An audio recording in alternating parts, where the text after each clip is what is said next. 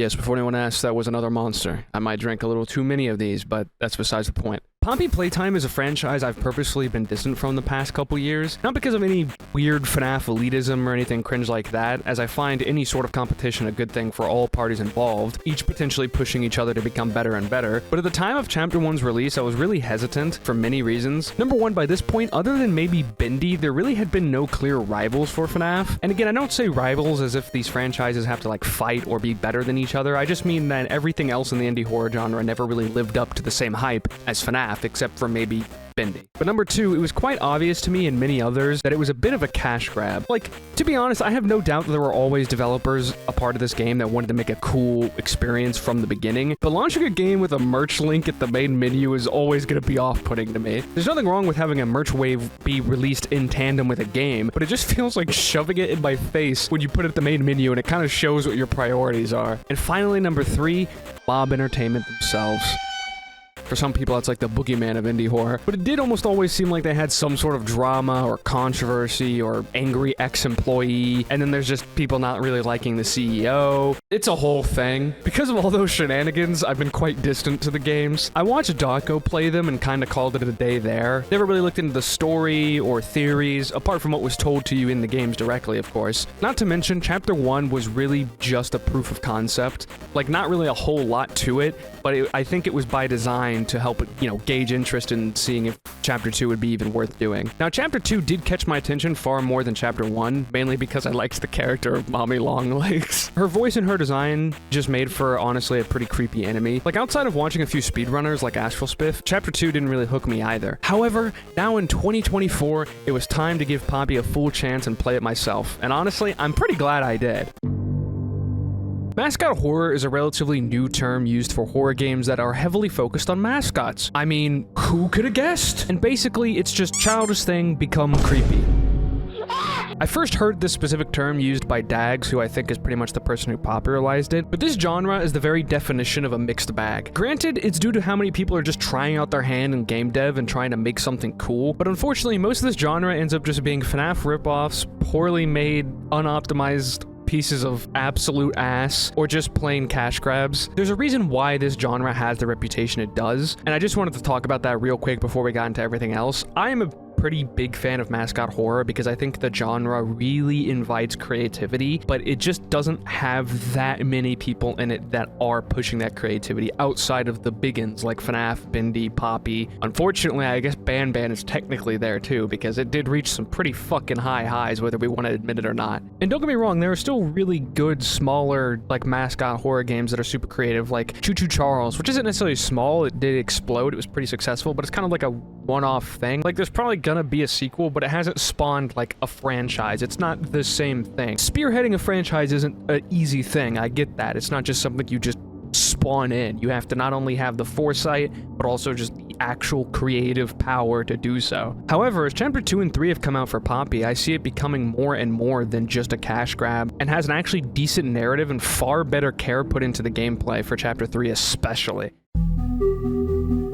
Poppy Chapter 3 has opened many discussions on the hellscape that is known as Twitter. Some find it wasted potential, and others just finding it really, really cool and fun. All I can say is whatever side you sit on this, it is undeniable how much a step up this is for Poppy Playtime, especially compared to Chapter 1 and Chapter 2. Like, seriously, from the visuals to the storytelling and the voice acting, it's solid across the board. And it didn't launch with a merch button, so huge W from me. You can tell just from the very start that this is much more polished, opening on a literal cutscene, something not done at all in prior chapters except for little scripted moments. Poppy is a very puzzle-heavy game as it helps fill out the gameplay, and I will say here in Chapter 3 I actually enjoyed them. I will say there were a few times where you had to open like electrical panels on the wall, and sometimes it would take me a dramatically long time to notice them, as unlike a lot of the other puzzle-relevant objects, they weren't given any real indicator that they could be interacted with, causing them to blend into the environment. But that only happened to me a few times, and outside of those times, I found it to be actually a nice balance of having to actually think for a second and fun. It wasn't like super thought-provoking Portal 2 shit. I mean, this game, kids are into Mascot Horror, let's not kid ourselves. So these puzzles aren't like fucking big brain or anything like that, but they cause you to actually stop and think for a second, and I think there was much more effort put into them than a lot of other indie horror puzzles. I'm looking at you, Mazer Size. But honestly, speaking of Portal 2, a lot of it gave me Portal 2 vibes. Specifically, the cave sections really reminded me of Portal 2 when you're going through the dilapidated facility. And honestly, even being compared to Portal 2 in the slightest is a compliment within itself. There's even this moment near the beginning, actually, when you first arrive to Playcare that gave me massive Bioshock Infinite vibes. It was just the way that Ludwig was speaking and just the art style of Playcare. It just really reminded me of that. It's such a random niche reference, but if you know, you know, I guess. As I said before, I think a lot more care was put into the gameplay this time, which provides those aforementioned fun puzzles, but also streamlined the gameplay a little bit more. To my knowledge, there were no more swinging points like in Chapter 2, nor is there any more fall damage, that being completely negated by the air jets on the new Grab Pack 2.0. You want to talk about Portal 2 vibes, there you go. That in turn leads right into talking about our new hands. We still have our green electric conductor hand, but we are given a new purple hand and a red flare gun hand. The purple hand actually allows us to use these jump pads to solve puzzles and jump across long distances. I honestly wish this was used a little bit more, but I'll take what I can get. The second hand, however, being the red flare gun, only really serves one purpose, and that's to fend off the little shits, and maybe catnap in the red smoke office section. I'm not really sure, but there was this one instance where I used the flare gun and saw what I assume was catnap retreating back into the vent, but I'm not really sure. Catnap is something I'll get to in a second, but can I just take a moment to say how well crafted the atmosphere is? Like, I don't know if it's just me, maybe I'm just weird, maybe I'm a pussy, but I found myself constantly believing catnap or some other monster was just lurking in the same halls as me all the time, which is ironic because there actually aren't many enemies in this game. I mean, there are plenty, but less than I think some people expected. It would seem that a decent amount of people thought that catnap would actually be stalking you the entire time, not just narratively, but quite literally within the gameplay. But this game takes a more Amnesia: The Dark Descent approach. As I mentioned, crafting an atmosphere where you constantly are on edge, not knowing if something is near or not. I can easily see why this hurts some people's view of the game, and I can admit that this does hurt replayability a bit, because obviously you now know that there's actually nothing in this section. Pretty much most of the enemy encounters in this game are kind of sequences. There aren't really many natural enemy encounters just sort of in the environment. And I feel like it would have been cool if there was a roaming enemy in the Playcare hub whenever the lights were off throughout the game. Giving a lot more use to the flare gun because honestly you really only use it in one section of the game. It's kind of tragic. But on the other hand, a more positive note, the school section with Miss Delight is probably one of the biggest highlights for me. I loved both her design and her mechanic a lot, even if Weeping Angels is such a cliche at this point, but I don't care. I love that mechanic. I also love a lot of the new designs in this chapter, Miss Delight again being a highlight, but Dog Day and the rest of the little shits were pretty cool too. Nothing crazy, but solid. Catnap, though, seems to be the biggest point of contention. You either find him to be cool or trying too hard to be scary. But honestly, I find him to be a pretty perfect amount of uncanny, especially since you don't see him in his entirety very often. However, I have seen the criticism that we don't see him enough, and I partially agree. I think he's used effectively, but I do wish he was seen lurking more. Maybe he does, and I just didn't notice, but I do kind of agree with that criticism a little bit. But to top it all off, we get a proper boss fight for the finale, and not just another chase sequence, which Poppy Playtime fucking loves those. But this boss fight to me shows us that we are stepping in a very promising direction, and I hope they continue to grow from here. This section will probably be the briefest, but to me the tone feels more tapped into than ever before. I'm not exactly sure how to word it, maybe I'm schizo, but everything just felt way more consistent. And what I mean is that like very few indie games really match the tone of its backstory, which isn't a bad thing, but I find it to be kind of a breath of fresh air. For example, consider all the things William has done, both the missing children's incident and any potential experiments that went on in Circus Baby's entertainment and rental. Now I like FNAF's sense of humor, and I'm not saying everything has to be dark and gritty all the time for it to be cool, but I would say here it really does work and fit properly. That's not even to mention how raw the Dog Day cutscene went. That shit was crazy. A lot of Poppy's designs happen to be very lanky and uncanny, which I think kind of clashed a little with the colorful, saturated environments in the first two chapters. Like, the voice acting really hit and made me realize just how much fucked shit happened in that orphanage. Like, it's easy in the first two chapters to just pass it off that, like, yeah, kids died and were turned into toys, you know, it's just the way it is. But I don't know, it felt realer to me in this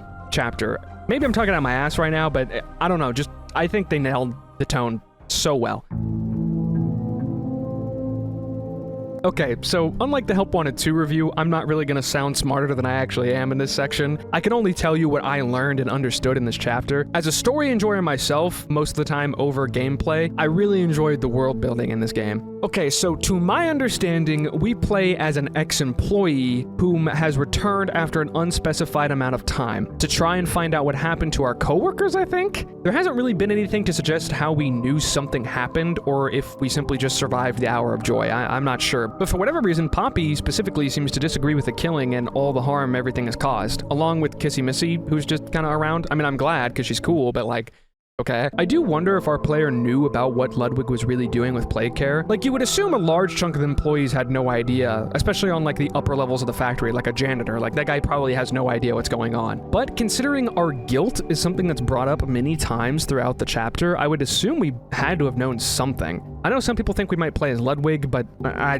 don't really see that. Otherwise, why aren't we talking, and why would no one really call that out? One massive question that I have after the end of that chapter was the identity of Gregory. I mean Ollie. My bad, I couldn't help myself from making that comparison. But I really thought by the end we would have learned who Ollie is. At first I assumed it would have been a mimic type twist, but Poppy actually mentions Ollie, implying that they are working together to some capacity. I assume this won't be the last we hear of him, since we didn't really get a resolution with him, but I will say he feels kind of random as an inclusion. Like, it could have easily just been Poppy on the phone, but it was specifically this new character that we learned nothing about. Honestly, for a second when we first met Dog Day, I thought it was actually gonna end up being Ollie, because otherwise watching him get brutally murdered just seems like a kind of random moment since we don't really know who the hell he is. Even though the moment is raw as hell, you just kind of move on. Like, it's a cool moment, but it just doesn't really matter in the grand scheme of things. I didn't know who that guy was, right? But if it was Ollie, that kind of would have made for a really cool moment. Granted, they might not want to kill Ollie off, but you get my point. And another thing I'm also confused by, and maybe that's just because the story hasn't fully revealed itself yet, but what really is Ludwig's motive? Like, why is he doing all these terrible things and terrible experiments on kids? Like, with William, we have a few hints, and if you take from the Silver Eyes trilogy, you probably get the most characterization William ever had, and you can kind of piece together a little bit of jealousy and just kind of insanity. However, Ludwig, I'm a little lost on that. Then there's the prototype, which has been in the shadows for a while now, and if I had to assume, is probably going to be the final boss of all of this. That is, if Poppy doesn't turn on us. But I mean, yeah, it's kind of a simple story section. I don't really have many theories, except for maybe that Ollie was the monster at the end that attacked Kissy, because other than that, what's really left up there? I'm not really sure.